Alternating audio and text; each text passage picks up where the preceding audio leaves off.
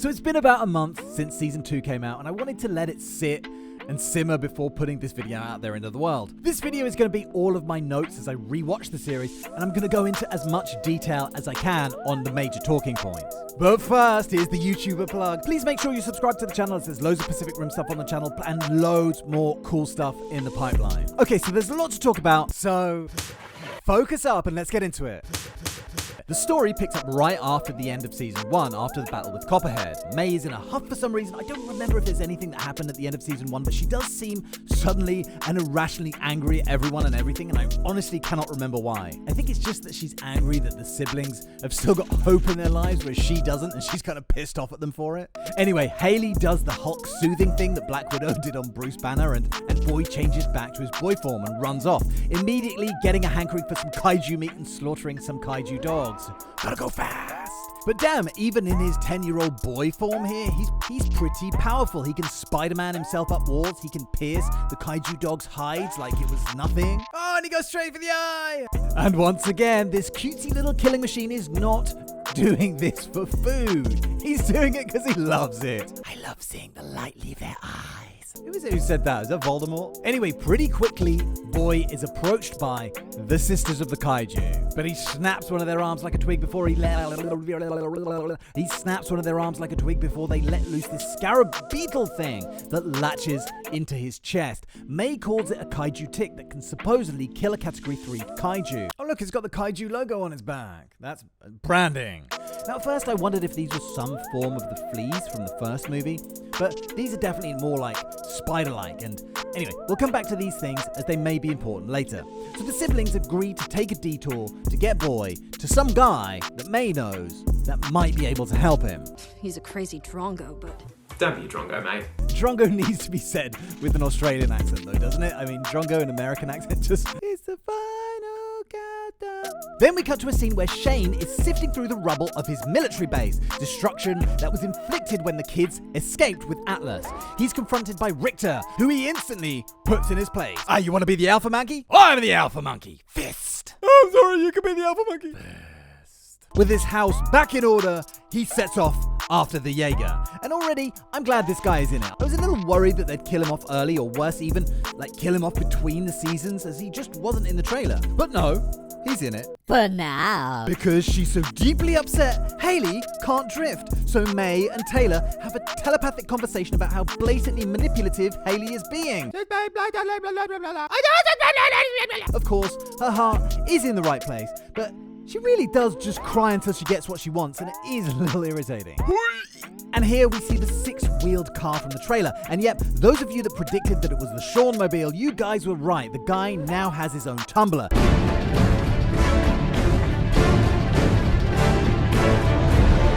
And it's pretty badass. I mean, it is. It's badass. I mean, after all those years of collecting Jaeger parts, this is kind of all he's managed to build, which is a shame, you know, but it's cool. It's cool. It's not a Jaeger, but it's cool. Loa is still her sarcastic old self, and she makes no secret that she doesn't want this kid's kaiju ass inside her cockpit, just in case he suddenly goes fucking full Hulk and explodes the side of her head. There's a weird little moment where Shane notices a Japanese restaurant, which we find out later has some connection to May and her parents, and it's ultimately just the first of what turns out to be many rushed moments that probably should have been expanded on better. Like really, he's like, oh yeah, that place. I remember that place. I stole a child from there.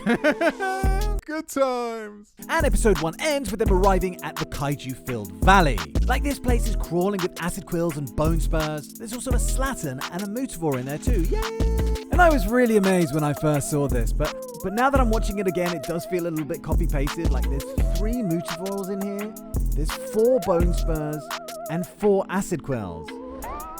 Could they not just mix it up a little bit? Anyway, I also spotted an Otachi in there, and even a Slattern, I think. And of course, the Trespasser. Then we meet this guy, who claims that he has managed to domesticate all these kaiju. And this is his favorite, Lucy, a Trespasser. Not the Trespasser, but one of the Trespasser species. So as we saw with the acid quills in season 1 of The Black, the kaiju are no longer unique. Before this, each kaiju was specifically engineered, given a skill set to fulfill a specific purpose. But I guess that life finds a way, because now they seem to have developed the ability to reproduce. Bunyip Man mentions that Copperhead had 4 little uns, and we see that Trespasser has got like 3 of them. And I know that Otachi had a bun in the oven as well, but to me that seems different. That seems like she was purposely engineered to have that baby inside her. And Bunyip Man does mention that soon after they arrived here, these kaiju started developing reproductive organs. Like check out this kaiju nut right here. And I don't want to dwell on kaiju testicles, but how is this not decomposed? Like, did he just really like it so much that he pickled it? Anyway, Crazy Dude examines Boy and talks about how he's a kaiju first and foremost, with a smidge of human DNA. And that's already telling. And I don't want to dwell on kaiju testicles, but is this the size that you thought it would be? It seems kind of small, right? Maybe it's just a lefty. Yeah, I mean, because lefties are always smaller than righties, right? I mean, right. Can you imagine, like, if righty was the size of a building? Anyway, the sisters appear culling a bunch of kaiju dogs, which I guess is to unsettle the kaiju, to make them hungry, because suddenly this guy dumps a bunch of rats to feed the Trespasser's babies, and unimpressed, the Trespasser eats him. So I guess they can't be tamed after all. Who'da thunk it? Then there's the pretty cool sequence where Trespasser goes after Atlas, even using the axe on his head as a weapon, which is honestly something that I thought I would never see.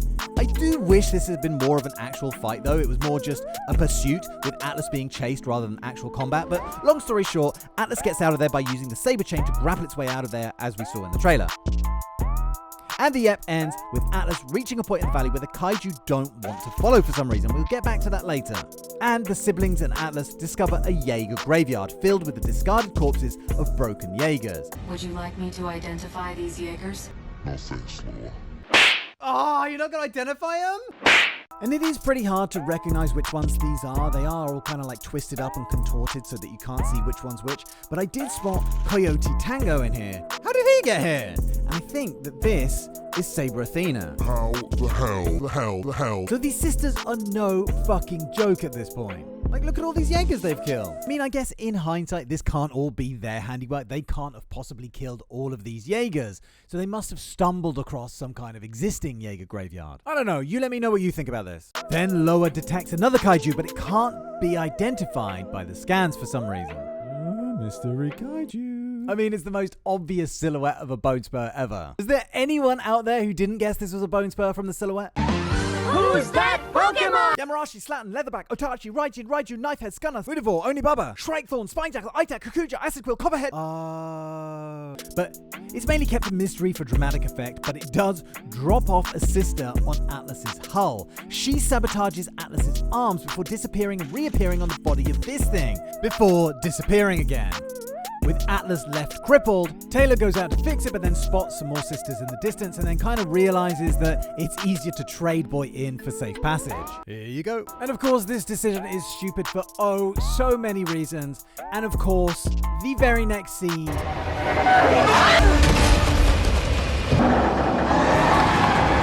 sees the sisters set one of their new hybrid kaiju on Atlas Destroyer. So let's talk about these, shall we? How the hell are there so many hybrids out there now? It's not really explained. It's been insinuated that the hybrids are kaiju that haven't been sent through the breach by the precursors, but then where the fuck do they come from? Dear Lord. One theory I had is that now the kaiju have the ability to reproduce, they might be breeding between the species and between the categories. Like this one does look a lot like Knifehead, but, you know, without the knife, which makes him Head. The name's Head. Knife Head? No. Oh. But one thing that is a definite is that they are under the control of the sisters. We see later that the High Priestess injects her blood into Boy to try and bring him under their control, so it's logical to assume they're using the same process to control these guys. Like the Jaegers earlier, I find it kind of annoying that these guys aren't given names or categories, but Atlas is set upon by these two, who I call the twins. As far as I can see, they're pretty much the same, one being blue, one being pink, of course. We see that Bluey can sure get his shift on when he wants to, that they have these large claws and razor-sharp tails, which are all par for the course, really. These guys are actually just grunts. You know, tough grunts, but grunts. Grunts. Atlas kills Bluey with a saber chain through the temple, which is fairly unspectacular, but the best is saved for Pinky, who manages to get Atlas's head in its jaws, and after a few death rolls, which amazingly doesn't twist its head right off. Like, oh my god, how bad do you feel for Atlas? Like, he's put through the absolute ringer. But at least there's a happy ending in it for her. Anyway, after surviving the death rolls, Atlas pulls a, what's this called? A pole vault? A pole axe? powerbomb, standing 69. No, wait, I got distracted there for a second. Do not Google that. Atlas poleaxes Pinky, impaling it on a spear-like rock formation. Hybrid twins, we hardly knew ye. You know what? I'm not really that bothered. I didn't need to see any more of these guys, did you? So the whole time Pinky and Bluey were attacking, the sisters were up there on their hilltop saying this spooky prayer. So is that how they're controlling these beasts? Because you know what? I would love to be able to just put my hands together and say a quick prayer and be able to control that girl from across the street. Is it some kind of telepathic link? I find it interesting that it's not just the High Priestess that can control the Kaiju. All of the sisters can. Or are they just singing their version of Kumbaya? We don't know. Maybe it's just for atmosphere, you know, just to add to the ritual. In the service of the gods, by the power of the Kaiju. Make it feel like what's a fucking demonic ritual without some chanting? It's basically a staff meeting, isn't it? Anyway, the episode ends with Shane turning up and holding the sisters at knife point, and he snatches one of them up because remember, kidnapping is his thing. Hey kids, look, I was just out on a kidnapping trip doing some kidnapping when look who I kidnapped. A kid? Nah, couldn't find any. And reveals to the sibling that one of them is actually their mother. Blue-eyed, but yep, it's definitely her. So at some point after her and the dad had to abandon Hunter Vertigo, she obviously stumbled upon and was captured by the sisters and pumped full of the High Priestess's blue juice. And that's noteworthy, don't you think? That in Aftermath, the sisters were all just normal people, right? Manipulated perhaps in some cases, brainwashed perhaps maybe, but there was never any mention of being dosed with Lizard Lady's bodily fluids and remotely mind-controlled. Let's just run through the uses for Kaiju Blue for a second, shall we? Because it seems to be an ever-expanding list. It's a toxic substance that can poison the seas, check. It's been used as rocket fuel, check. It can turn drone Jaegers into crazy powerful hybrids, check. And now you can control lovely middle-aged mothers. Amazing stuff, this blue goo, don't you think? Anyway, that's covered the first 3 eps, so let's leave it there for now, and I'll try and get part 2 up next week, where I'm going to talk about... well, fuck me, there's a lot to talk about. Shane, the High Priestess, Breacher, the mother's death, Apex's death. It's going to be a long video. So please, bear with me. I'm also working on some Jurassic World videos at the moment, and I'm organizing my next giveaway. And the channel's grown quite a lot lately, so it's going to be a doozy. But until then, let me invite you to get out of my head, and I will see you very soon for the next one. Thank you very much for watching, and cheerio, bye!